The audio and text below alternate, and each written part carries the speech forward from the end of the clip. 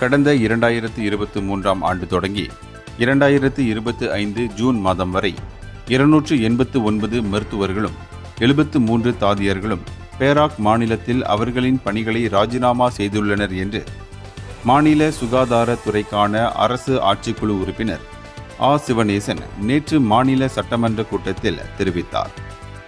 பணியை ராஜினாமா செய்த மருத்துவர்களுள் 2023இல் 103 பேரும் 2024இல் 133 பேரும் இவ்வாண்டு ஜூன் மாதம் வரை 53 பேரும் அடங்குவர் என்று அவர் கூறினார்.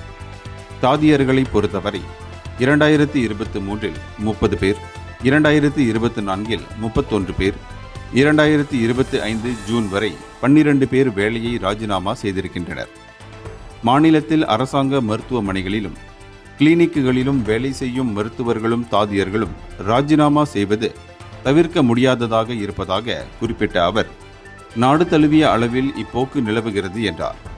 ஊதிய உயர்வு, சிறப்பு சலுகைகள், மேலும் பல அனுகூலங்களை வழங்கி வரும் தனியார் மருத்துவமனைகள், வெளிநாடுகளில் உள்ள மருத்துவத் துறைகள் வழங்குவது இவர்களின் ராஜினாமாவுக்கு முக்கிய காரணங்களாக இருக்கின்றன என்று பேராக் மாநில 15வது சட்டமன்ற கூட்டத்தொடரில் பாசிர் பஞ்சாங் சட்டமன்ற உறுப்பினர் எழுப்பிய வாய்மொழி கேள்விக்கு பதிலளிக்கையில் சிவனேசன் இத்தகவலை முன்வைத்தார். இந்தியர்களின் இதய குரல் மக்களோசை.